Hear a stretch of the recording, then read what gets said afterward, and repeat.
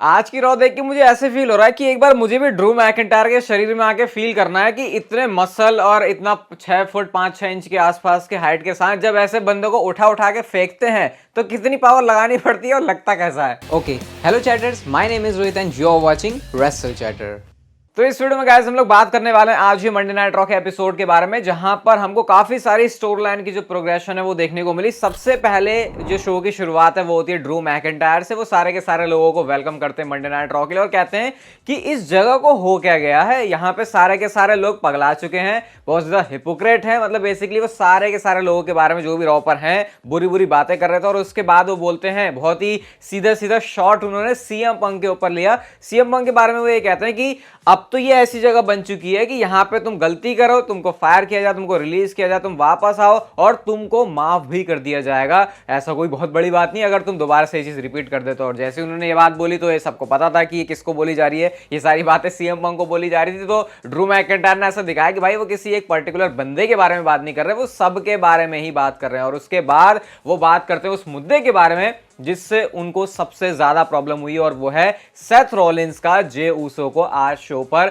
World heavyweight championship के लिए match देना। और वो कहते हैं ये रैंडी और जे पता नहीं क्या बात कर रहे थे, जे उससे अपोलोजाइज कर रहा था, लेकिन जे ऊसो मैं तो ये बता देता हूं I am coming for you. और यहाँ पे उन्होंने सीधा जो पहली ही वार्निंग है वो जो है इशू कर दी थी जे ऊसो के लिए। और उसके बाद वो कहते हैं मैं किसके बारे में भूल रहा हूँ, सैमी ज़ेन के बारे में। और जैसे ही उन्होंने बोला तभी सैमी ज़ेन का थीम सॉन्ग प्ले होता है। सैमी ज़ेन आते हैं रिंग में और कहते हैं भाई अब तुझे मेरे बारे में बातें बोलनी थी ना, अब तुझे जो बोलना है वो मेरे सामने बोल। और ड्रू मैकिंटायर को सामने बोलने में कोई प्रॉब्लम नहीं। वो कहते हैं तू बिल्कुल सही बंदा है, अगर कोई एक बंदा है ना जो डिजर्व करता था ब्लड लाइन से स्क्रू होना तो वो तू सही है, क्योंकि तू अपने दिन याद कर। मतलब वो बेसिकली उन सारी बातों को याद दिला रहे होते कि कैसे सैमी ज़ेन ही तो बंदा था जो ब्लड लाइन के साथ से साथ कंधे मिला के चल रहा था। सैमी ज़ेन ही तो वो बंदा था जो कि बाकी लोगों के लिए ट्रबल क्रिएट कर रहा था उस टाइम पे जब ब्लड लाइन के साथ वो थे और वो बुरे काम किया करते थे। इसके बाद सैमी ज़ेन और ड्रू मैकिंटायर के बीच में ऐसी कुछ हीटेड बातें हुई जिसने ड्रू मैकिंटायर का मत्था घुमा दिया। सैमी ज़ेन कहते हैं भाई देख,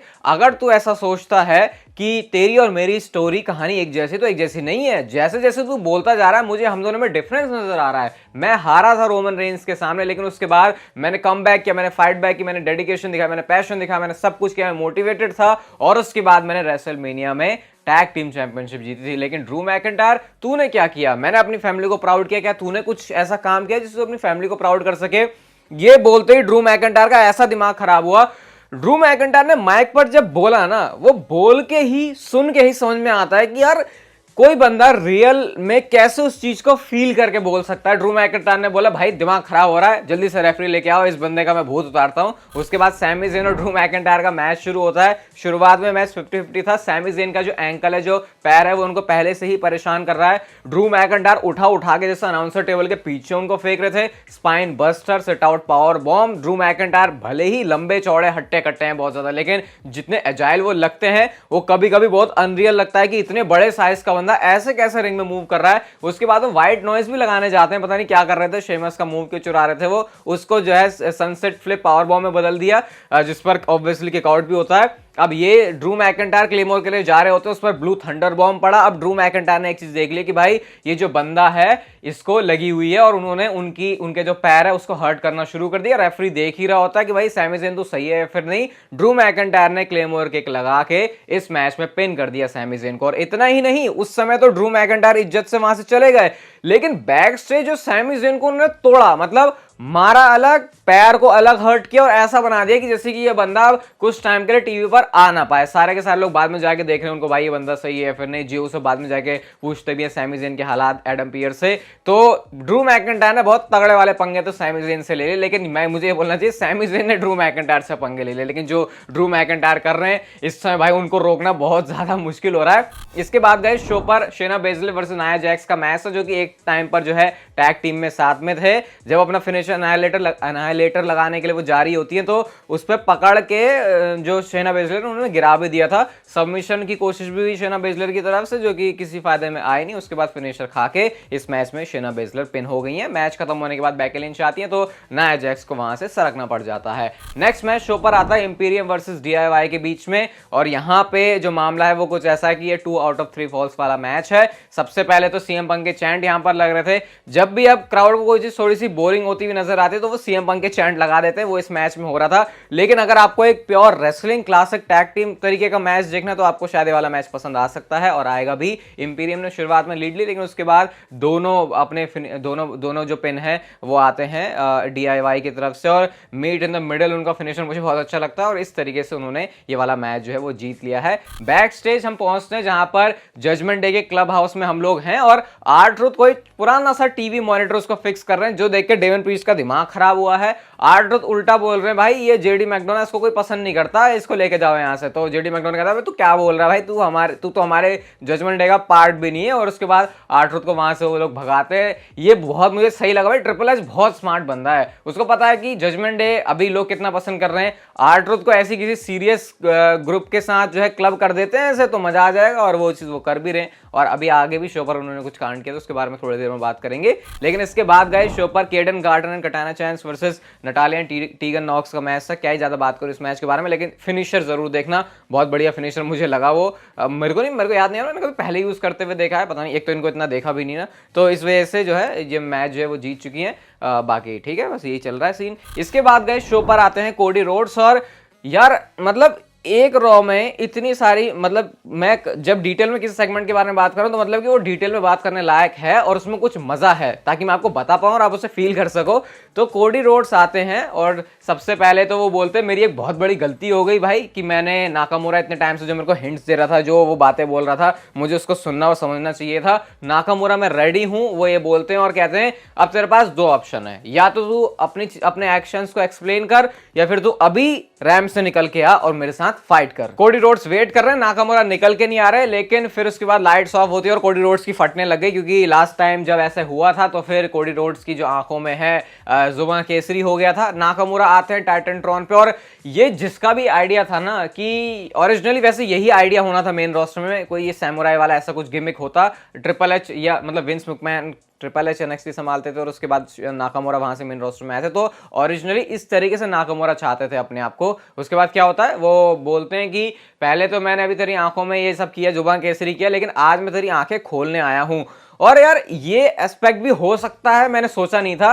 नाकामुरा कहते हैं अपनी और उनकी स्टोरी को कंपेयर करते हैं, कहते हैं क्योंकि रॉयल रंबल नाकामुरा ने भी जीती थी, उसके बाद एजे स्टाइल्स के साथ मैच मिला था तो वो हार गए थे। सेम चीज कोडी रोड्स के साथ हुई, उन्होंने भी रॉयल रंबल जीती, लेकिन रेसलमेनिया के मेन इवेंट में जब मैच मिला तो उसके बाद वो वाला जो मैच है वो उसको हार गए थे। तो नाकामुरा यहां पर कहते हैं तुमने मुझे जगा दिया है और अब तेरी स्टोरी मैं फिनिश करूंगा, ऐसे नाकामुरा बोलते हैं उनको। अब सोचो कोडी रोड्स की स्टोरी उनके दिल से कितनी लगी हुई है, ऐसी बात तुम कोडी रोड्स को बोलोगे, वो सुनेगा समझेगा क्या? वो बोलते हैं भाई सबसे पहले तो मैं मतलब सब टाइटन खत्म हो गया, जापानीज जो बात है वो बोलते हैं, उसका जो सब टाइटल में आता बहुत मस्त चीज है, वो ऐसा लगता है कि कोई मूवी देख रहा हूं मैं। अगर नाकामुरा अपनी ऐसी 1-1.5 घंटे की मूवी भी निकाल देंगे मैं देख लूंगा, मैं बैठ के देखता नहीं मूवी, लेकिन ये 1-1.5 घंटा की तो पूरी बैठ के आराम से देखूंगा। इसके बाद कोडी रोड्स कहते हैं भाई हम सेम नहीं है, क्योंकि मैं कभी फाइट से पीछे नहीं हटता, और मैं अगर तेरे में दम है तो बाहर निकल के आ जा। तो ऑब्वियसली नाकामुरा वहां पर आने नहीं थे, तो कोडी रोड्स और नाकामुरा की जो राइवलरी है इस तरीके से WWE इसको शुरू कर रही है। और नेक्स्ट वीक का जो रॉक एपिसोड है वहां पर भी मैच हो चुका है, और बाकी रॉयल रंबल के लिए तो आपको पता ही है कोडी रोड्स ने आपको पहले से अनाउंस कर दिया है। इसके बाद गए शो पर Creed brothers versus Dominik Mysterio and Judgment Day का मैच था, जहां पर रिंग साइड पर R-Truth थे जजमेंट डे को सपोर्ट करने के लिए। ये मुझे बहुत मस्त लगा, जब 619 मारा भी ना डोमिनिक ने और उसके बाद वो पिन करते हैं, और जब पिन फॉल नहीं हुआ तो जो R-Truth का चेहरा था वो भी था, अरे यार कि उन जैसे कि उन्हें बहुत बुरा लग गया हो। बाकी इसके बाद मैच में सीन ये होता है कि डोमिनिक को तो पता नहीं कहां उन्होंने आंसर टेबल के पास लॉन्च कर दिया, जेडी मैकडोना बसते हैं यार, माइकल कोल बड़ा मस्त बोलते हैं, जेडी मैकडोना। तो इस मैच में जो विक्ट्री है वो ऑब्वियसली क्रीड ब्रदर्स की होनी थी, और बाद में बैकस्टेज जाके एडमिट भी किया डोमिनिक और जेडी ने कि भाई संभल के रहना, ये तुम्हारी चैंपियनशिप के लिए आ रहे हैं और ये बहुत बड़ा थ्रेट हो सकते हैं हमारे लिए। इसके बाद गए शो पर हमको बैकस्टेज से सेथ रॉलिंस और एडम पियर्स दिखते हैं, जहां पर एडम पियर्स ने सेथ रॉलिंस को जाके इन्फॉर्म किया है, ध्यान से सुनना, एडम पियर्स ने सेथ रॉलिंस को जाके इन्फॉर्म किया है कि पहले तो next week Monday Night Raw में सीएम पंक आने वाले हैं और वो उनको साइन करना चाहते हैं रॉ के एक्सक्लूसिव कॉन्ट्रैक्ट के लिए। मैं आपसे बोले ना था जैसे रैंडी ओटन के लिए हो रहा है वैसे सीएम पंक के लिए भी करेंगे। मुझे लगा नहीं था कि एक्सक्लूसिविटी ऐसी भी कुछ होने वाली है सीएम पंक के साथ, तो जस्ट मैंने बोला था, लेकिन एक्चुअल में WWE वैसा कुछ कर रही है। तो सेथ रॉलिंस तो ऑब्वियसली कह रहे हैं वो भाई अपने ट्रू कलर्स दिखा देगा, सबको सब कुछ पता चल जाएगा, लेकिन एडम पियर्स ने वो चीज जाके सेथ रॉलिंस के सामने डिस्कस की है। तो यहां से क्लियरली चीज पता चल रही है कि Seth Rollins versus CM Punk के पाथ पर हम लोगों ने अब चलना शुरू कर दिया है आज के रॉ से, और अब उस मूवमेंट का वेट है जब सेथ रॉलिंस और सीएम पंक आमने सामने होंगे। और ये भी देखते हैं कि जो कॉन्ट्रैक्ट साइन है क्या एक्सक्लूसिव हो पाता है सीएम पंक का मंडे नाइट रॉ के लिए, या फिर निक ऑल्डेस आके इसमें कुछ प्रॉब्लम्स क्रिएट करते हैं। आज हम बात करते हैं शो के मेन इवेंट की, अब जो कि मैच था वर्ल्ड हैवीवेट चैंपियनशिप के लिए Jey Uso versus Seth Rollins के बीच में। सेथ रॉलिंस अपनी चैंपियनशिप को डिफेंड कर रहे थे। क्या मस्त कमाल का मजेदार ये मैच था। अगर इस मैच से आप एड हटा दोगे तो आपको लगेगा कि ये किसी टॉप नॉच लेवल के प्रीमियम लाइव इवेंट के अंदर मैच हो रहा है। सीएम पंक के चैंट यहां पर लग रहे थे, वो ऑब्वियसली सेथ रॉलिंस के लिए थे। सेथ रॉलिंस की तरफ से हमने स्प्लैश देखा जिस पर किक आउट होता है। जैसे लोग पंचेस एक्सचेंज करते हैं, ये लोग किक को एक्सचेंज कर रहे थे, सुपर किक को एक्सचेंज कर रहे थे, जिसके बाद स्प्लैश भी मारा जे ऊसो ने, जो वो अपने बिल्कुल लास्ट में यूज करते हैं। लेकिन उन्होंने जब ये किया तो ऐसा लगा रहा है भाई क्या टाइटल चेंज हो रहा है, लेकिन उस पर सेथ रॉलिंस ने किक आउट कर दिया। फैल्कन एरो उन्होंने मारा, उसके बाद पेडिग्री मारी, तब भी जो किक आउट है वो हो जाता है जे ऊसो की तरफ से। बकल बॉम्ब मारा उन्होंने, जे ऊसो ने स्पीयर मारा, और स्पीयर मारने के बाद स्प्लैश मारा तो भी किक आउट हो गया भाई। और इस पे तो होली शिट के चैंट लग रहे थे, क्योंकि इससे पहले ऑलरेडी एक स्पीयर के ऊपर सेथ रॉलिंस किक आउट कर चुके थे। तो ये सोच रहे हो स्पीयर के बाद स्प्लैश भी पड़ गया और तब भी किक आउट नहीं हुआ। और जब भी मैच चल रहा था ऐसे कंटिन्यू हो रहा था तो क्राउड तो इतना ज्यादा हॉट हो गया था। इसके बाद एक फ्लाइंग टाइप की पेडिग्री आती है, जो स्पीयर को उन्होंने पेडिग्री में कन्वर्ट किया, एंड देन स्टॉम्प मारा, और स्टॉम्प जब पड़ा तो जे ऊसो तो फिर भाई ढेर हो गए। इस मैच में जो चैंपियनशिप के है अब उन्होंने अपने सक्सेसफुली रिटेन कर लिए। मैच खत्म होने के बाद दोनों ने रिस्पेक्ट दिखाई, हाथ उठाया, सेथ रॉलिंस अपना सेलिब्रेट कर रहे थे। लेकिन रिंग साइड पर होते हैं Jey Uso, out of nowhere Drew McIntyre आके अपनी क्लेमोर किक बजा देते हैं। जब ये नजारा सेथ रॉलिंस देख रहे थे उनको लगा रहा भाई अपना ही तो भाई, अपना भाई पिट रहा है। जाके सुसाइड डाइव उन्होंने मारी, लेकिन ओवर द हेड जो सुप्लेक्स उन्होंने पीछे उड़ा के फेंका। और ये बात नोटिस करना, वो सेथ रॉलिंस को और बजा सकते थे, लेकिन सबसे बड़ी दुश्मनी ड्रू मैकिंटायर की जे ऊसो से है। उन्होंने जे ऊसो को उठा के एक और सुप्लेक्स दिया, और इस बार अनाउंसर टेबल भी क्रैश हो चुकी थी। जे ऊसो का मुंह पकड़ के